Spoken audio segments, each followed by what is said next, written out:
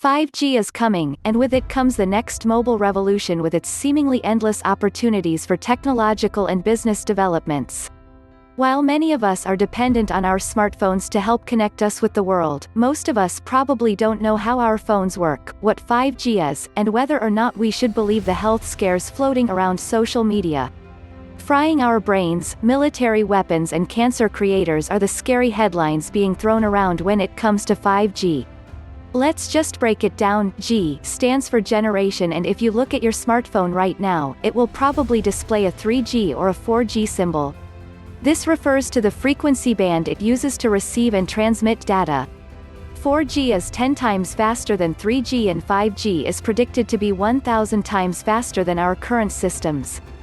5G is simply the fifth generation of mobile internet connectivity. It differs to the previous generations through its use of higher frequencies, which enable its users to transfer wireless data faster.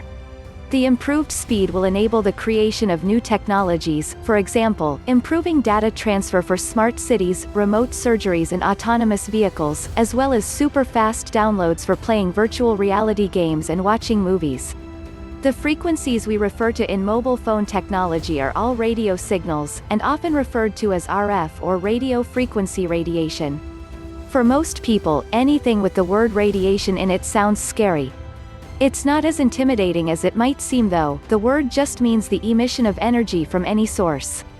Too much exposure to radiation is thought to be bad for us, and linked to cancer.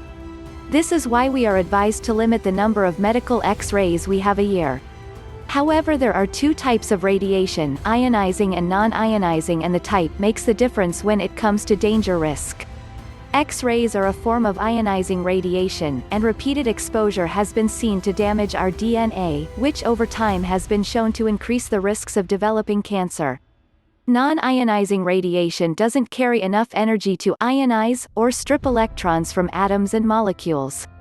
It therefore doesn't have enough energy to damage our DNA. The radiation emitted from radios, mobile phones, phone towers and Wi-Fi routers, RF radiation, is non-ionizing. It sits at the low-energy end of the electromagnetic spectrum and is much safer than high-energy ionizing radiation like X-rays. With every new mobile phone release comes renewed concern around the effect of this technology on our health, and fears surrounding mobile phone use and the possible effect of radiation on the human body are ongoing. This isn't helped by the World Health Organization declaring that mobile devices are a Class 2B carcinogen, which really sounds scary.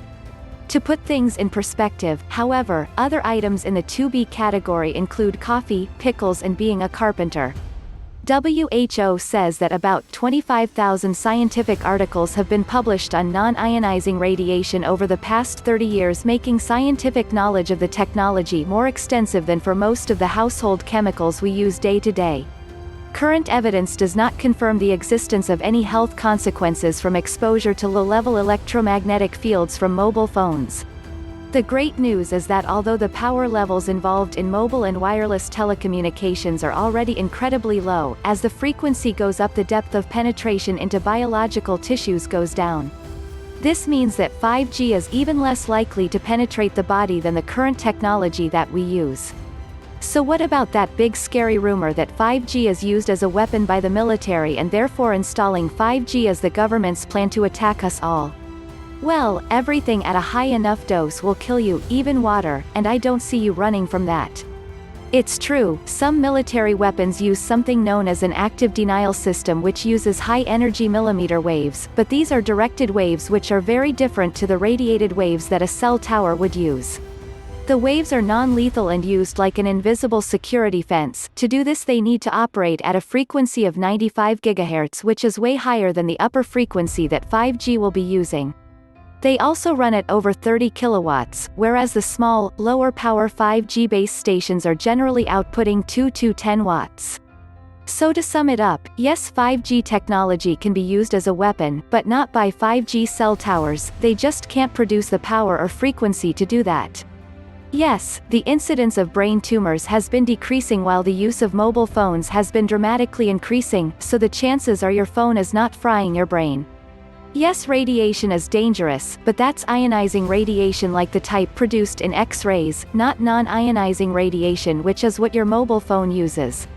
Invisible science can be scary and it's easy to believe the headlines, but 5G technology is just a faster way for us to connect to the internet, and there is no need to invest in a tinfoil hat. Instead, why not invest in a technology course so you can be part of this new and exciting industry?